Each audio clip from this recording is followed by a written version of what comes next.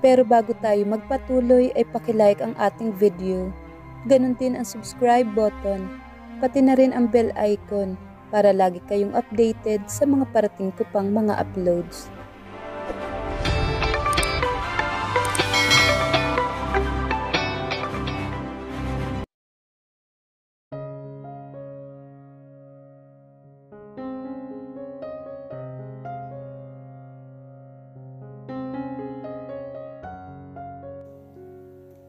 We are one big family now, kumpadre. Masayang wika ni Carlos naman kay Freddy. Matapos ang salusalo sila sa pananghalian. Rafael was beside Cassandra and Albert was beside her. Tapos na ang iringan sa pagitan ng magkapatid. Nagkaayos na rin sila ni Cassandra. Panahon naman para magkaayos na sila ni Albert. Humingi naman ito ng tawad sa kanya sa lahat ng pagkakamali nito. At nagkamali din naman siya. Pero kahit nagkaayos na ang dalawang yan, hindi ako papayag na sa inyo manirahan ang apo ko, kumpadre. Nakatawang wika naman ang papa niya pero sigurado siyang seryoso naman ito. Magkakaapo ka na rin naman kay Rafael. Dalaw-dalawin mo na lang sa Alfonso dito. Kaya naman papasyal kami doon sa inyo. Sa tingin ko'y kailangan natin ang desisyon mula sa korte para sa visiting rights natin. Mula kay Alfonso. Hindi ko naman gusto mas marami siyang panahon sa'yo kaysa sa akin. Ganting biro naman ni Carlos kay Freddy na tinawanan nilang lahat. Parang ako ang tatanggalan nyo ng oras sa anak ko Every weekends lang kayo, papa. Sa akin na Lunes hanggang Biyernes ni Alfonso. Awat naman ni Albert sa dalawang matanda. Kailan nga pala ang due date mo? Tanong naman niya kay Cassandra. Pwede na ako manganak anumang oras. Naghihintay na lang talaga kami ni Rafael kung kailan gustong lumabas ni baby. Sana malusog si Red, no? Ihanda mo na ang sarili mo sa gabi-gabing puyatan. Talaga bang nakakapuyat? Sabi nila panay tulog pa kapag baby pa lang. Oo, pero every 2 hours, kailangan mo siyang padedehen. Paano kang hindi mapupuyat nun? Sa ibang araw na ulit ang kwentuhan ninyo. Putol naman ni Albert sa usapan nila ni Cassandra. Ipapasyal ko na muna si Almira sa farm namin. Iiwan namin muna si Alfonso dahil tulog pa naman siya. Sige, dito muna kami ni Rafael dahil matagal kong hindi nakakwentuhan ang balae ko. Wika naman ni Carlos na walang balak umuwi. Maya-maya ay sa bahay naman tayo mag-dinner. Isinama siya ni Albert sa nahati ng ari-arian ng mga Sullivan. May kahoy na bakod na parang mapaghiwalay ang Alfonso Farm at sa Hacienda Cassandra. At bakit hindi Hacienda Almira ang ipinangalan mo? Biro naman niya kay Albert. Dahil kay Alfonso nito ipinangalan ang lupain. I'm sorry. Ang totoo may agam-agam akong babalik ka pa sa akin. Pagkatapos ng mga masakit na idinulot ko sa'yo. Kapag dumating ang araw na magkausap kami ng anak ko, gusto kong ipaalam sa kanya na siya lang ang tagapagmana ko. May agam-agam ka? Bakit kagabi parang punong-puno ka naman ng kumpiyansa? Kailangan kong itago ang takot ko. Kailangan kong ipaglaban ang kasal natin. Kailangan makita mo na kahit harangan man ako ng sibat, hindi ako susuko sa iyo, Almira. Ibinaling niya ang tingin sa mahabaing lupain na minana naman ni Albert sa ama nito. Pag-aari na rin nila yon ng kanyang asawa. Karugtong naman ito ang lupaing mamanahin naman niya mismo galing sa kanyang ama. Lumakad naman si Albert sa likod niya at yumakap. Tila ba pareho sila ng nasa isip. Kahit kay Alfonso ko ipinangalan ang farm na ito, gusto kong magkaroon pa tayo ng ibang anak. 2 o 3 pa siguro. What do you think? Inilapit nito ang mga labis sa pisngi niya. Baka naman may iba ka pang panganay, ha? Wala. Marami mga ako nahalikang mga babae sa ilalim ng kasal natin. Pero wala akong pinakailaman sa kanila. Hindi na umabot sa ganun ang kagustuhan ko. At sa tingin mo ba, nakabawas na sa sakit yon? Mahina niyang tanong kay Albert. No, of course not. At humihingi ako ng paumanhin sa mga nagawa ko, Almira. Panibagong buhay natin ito ngayon, hindi ba? Pwede ba nating ibaon sa limot ang mga pagkakamali natin noon? Marahan namang napatango si Almira. Kung may pagkakamali man si Albert, ay meron din naman siya. Ang mahalaga ngayon ay mahal pa rin nila ang isa't isa. Bakit nagpatayo ka kaagad ng bahay wala namang nakatira sa bahay ni Papa? Kahati mo ang mga kapatid mo doon. Ito ang sayo. Sa atin nila Alfonso. Sasabahan natin ang papa mo sa bahay niya pansamantala. Pero kapag natapos na ito, dito na tayo titira. Nagpagawa na rin nga ako ng opisina karugtong ng bahay. Opisina? Magkakaroon ka ng sekretarya? Umandar na naman ang insekuridad niya. Oo. Matutokso ka na naman. Kailan ako natukso sa sekretarya ko? Wala akong karelasyon sa huling tauhan ko, kung yun ang gusto mong sabihin. Nasasante na siya dahil sa paninira niya sa relasyon natin. Kahit na, paano kung mag-hire ka ulit na maganda? You are the most beautiful woman in my eyes, babe. Lumabi naman siyang parang bata na nagmamaktol. Siyempre hindi na ngayon. Tingnan mo nga ni hindi ko magawang magpapayat. Okay naman ang katawan mo. Bakit ba iniisip mong hindi ka maganda at kaakit-akit? Ipinihit siya ni Albert para iharap dito. Mahal pa rin kita. At yung pagnanasang nararamdaman ko sa'yo, hindi nawala sa nagdaang mga taon. Wala nagbago kahit paano ang maging hitsura o pagkatapos ng panganganak mo. Sinasabi mo lang yan. Yes. Sinasabi ko lang yan kasi iyan naman talaga ang totoo. Ang pagmamahal ko sa'yo ay hindi lang pangkaraniwan. Hindi nakabase sa katawan. Kung katawan mo lang ang habol ko, hindi na ako magmamakaawa sa judge na manatili tayong kasal na dalawa. Pinaglandas niya ang daliri sa dibdib ni Albert na agad namang humugot ng malalim na hininga. Huwag mo ako mabiro-biro ng ganyan, babe. Baka makalimutan kong may mga trabahador na umiikot dito. Let's go back to your house and lock ourselves in our room. How about that? At sa tingin mo ba'y hindi ka kakatukin ni na Rafael at Cassandra? Natatawang wika naman ni Almira.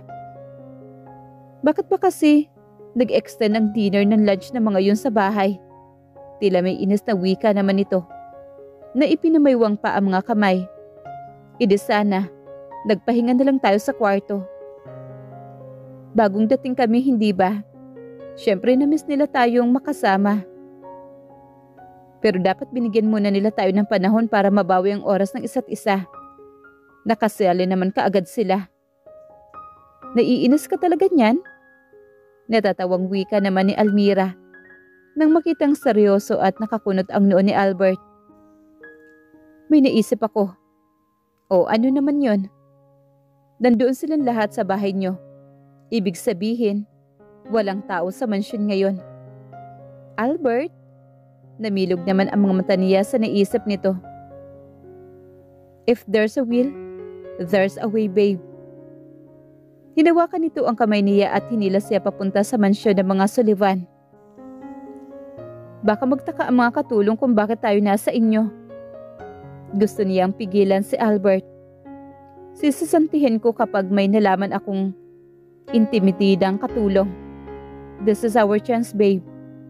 Hindi na ako makakapaghintay mamaya.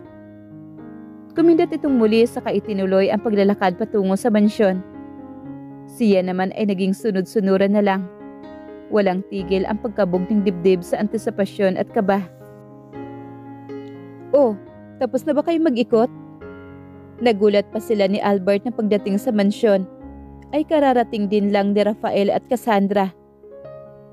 Umuwi na kayo? Nasaan ang papa? Naiwan pa sa kabila. Sumasakit na raw ang tiyan ni Cassandra.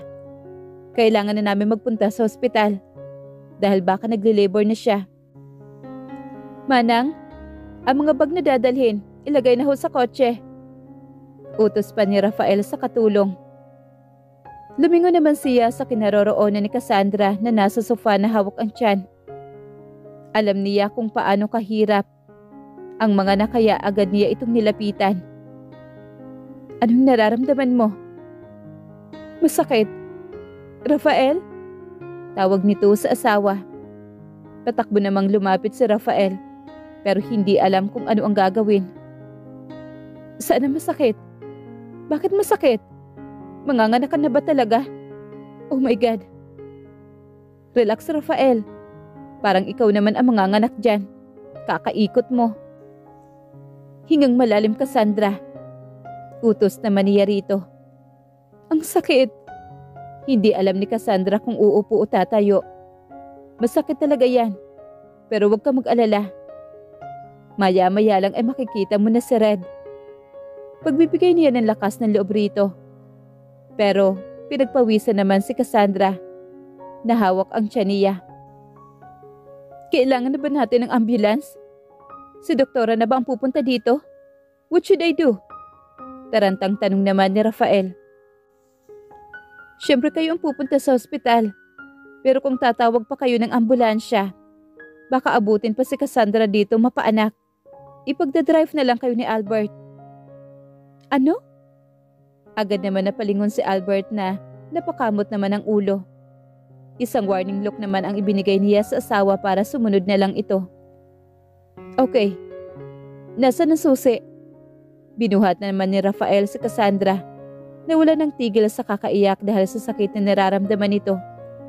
Napilitang takbuhin naman ni Albert ang susi na nakadisplay sa counter at humalik sa kanya. Ang galing mong imuiwas. Bulong naman ito na ikinatawa naman ni Almira. Albert, nasaan ka na ba? Galit na wika naman ni Rafael. Umalis ka na. Itinulak naman niya ang likod ng asawa na napilitang lumabas ng bahay at tunguhin ang kotse. Paharurot na umalis ang sasakyan dahil wala ring tigil si Cassandra sa pag-impit ng iyak dahil sa sakit na kanyang nararamdaman. Bumalik siya sa bahay nila at tinungo ang anak na kalaro ng papa niya. Paalis na rin si Carlos na nag-alala sa kalagayan ni Cassandra. Maraming salamat, Almira. Sa muling pagbabalik ng ngiti ng anak ko. Wika naman ang ama ni Albert bago ito umalis. Maayos na ang kalagayan ng mga anak ko. Hindi niyo alam kung gaano ako kasaya. Masaya rin ako na makitang nagbago si Albert, Papa. Dahil yun sa'yo, Almira. Ngayon ay panatag na ako dahil mawala man ako sa mundo. Maganda na rin ang samahan ng dalawa kong anak. Hindi ko alam kung paano ko pasasalamatan si Cassandra. Yeah, si Cassandra ang nagpabago ng lahat. Kahit sa akin, Papa. Kung saan mo man nakuha ang asawang iyon ni Rafael. She's a blessing to all of us. Hindi rin kami magkakaayos ni Albert kung hindi dumating sa buhay niya si Cassandra. Yun ang totoo. She's a gem. Rafael loves her so much. Muling yumakap naman si Carlos sa kanya bago tuluyang umalis. Inasikaso naman niya ang anak at umakyat na sa silid para makatulog. Hindi na pwedeng magpuyat si Albert mamaya dahil may trabaho na ito sa bukid maghapon. 9:00 ng gabi na nakauwi si Albert at patulog na sila ng anak. Kumusta si Cassandra? She's fine now. Nagkaroon lang ng excessive bleeding na ipinag-alala ng mga doktor kanina. Kaya't hindi ako nakaalis kaagad. Kailangan kong alalayan si Rafael na halos simatay na sa pag-alala sa asawa niya. Mabuti naman at maayos na ang kalagayan niya ngayon. Nailipat na ba siya sa private room? Yes. She and the angels. The angels? Oo, Almira. Naganak si Cassandra ng kambal. Itinago niya pala na kambal ang bata kay Rafael para surpresahin ito. Sa halip na matuwa si Rafael ay halos kagalitan pa ang asawa dahil hindi nito sinabi na kambal pala ang nasa tiyan. Hindi lang talaga alam kung bakit halos mawalan ng dugo si Cassandra kanina. Ganoon talaga kapag nanganganak, Albert. Sabi nga nila, kalahati ng paa mo ay nasa hukay. Hindi ko maisip kung ano nangyari sa'yo nung ipinanganak mo sa Alfonso, babe. Habang nasa daan ako, kanina iniisip ko at gusto kong suntukin ang sarili ko. Dahil wala ako sa tabi mo ng mga panahong halos nasa hukay na ang mga paa mo. Hindi itinago ni Albert ang lungkot at pagsisisi sa pagkawala nito sa tabi niya noong buntis siya at nanganak. Hinaplos naman niya ang mukha nito na para alisin ang guilt nito sa dibdib. Ang sabi mo nga, ang mahalaga ay ang ngayon, hindi ba? Naghapunan ka na ba? Magpapahanda ako ng pagkain kay Manang. Hindi na. Mas gusto ko na lang humiga at matulog. Hindi ka makakatulog ng maayos dito dahil malit lang ang kama, Albert. Magpahatid tayo ng kutsyon para magsiksikan tayo sa kama. Walang problema sa akin kung ikaw ang nasa ibabaw ko. Albert? Tumawa siya pero agad siyang hinapit ng asawa at hinalikan sa noo. Akala mo ba makakatakas ka sa akin ngayon? Kumain ka muna ng hapunan bago yang kung ano-anong iniisip mo. Mas masarap ka pa sa pinakamasarap na ulam na pwedeng lutuin ni Manang. Bulong naman ni Albert na may pilyong ngiti sa mga labi nito. Hindi mo lang gusto ang luto ni Manang eh. Marahas na inangkin naman ni Albert ang mga labi niya. Kasabay na pagtanggal ng botones sa pajama top niya. Umangat na rin ang kamay niya para tanggalin ang botones ng polo nito. Nang may makapas siya sa bulsa ng polo nito. Protection, Albert? Hindi ko kayang. Isaalang-alang ang buhay mo ngayon, Almira. Kapag nabuntis ka. Okay na tayo kay Alfonso. Baka ako ang mahimatay at maubusan ng dugo. Kapag ikaw ang hindi ko mapatahan sa sobrang sakit ng tiyan mo. Taman ang isang anak. Hindi masaya yon. Agad niya namang tanggi. Saka itinapon ang proteksyon na kung saan, tulad ng sinabi ko kanina kay Cassandra, lahat ng masakit ay mawawala din kapag nakita mo ng anak mo. Gusto ko pa ng 2 o 3 anak para may kapatid si Alfonso. Babe, gusto namang magprotesta ni Albert. Pero ipinasok niya ang kamay sa polo nito para madama ang mabalahibo nitong dibdib. Napahugot naman ng malalim na buntong hininga ang asawa. Hindi rin masarap ang pakiramdam kong yang rubber na yan. Bulong naman ni Albert. Isang malutong na halakhak naman ang pinakawalan nito na tinakpan niya. Magigising mo sa Alfonso sa lakas ng tawa mo. Gusto mo ng sexy time o gusto mong mag-alaga ng bata ngayon? Si Albert na nagtanggal ang sarili nitong saplot. Hanggang boxer brief na lang. Pagkatapos ay damit naman niya ang inalis nito. Nang makita ang pilat sa puso niya, ay hinaplos nito ng bahagya. I can promise to be gentle, babe. I've been dying to make love to you since you got pregnant. Ganun ako katagal na naghintay. Inangkin nito ang mga labi niya nang mapusok at isinandal sa dingding. Nakakapaso ang bawat dantay ng kamay nito sa dibdib niya na nagdulot ng init na bawat himaymay ng kalabnan niya. I miss you so much. Napaliyad siya nang ipasok kaagad ni Albert ang kamay sa bikini niya.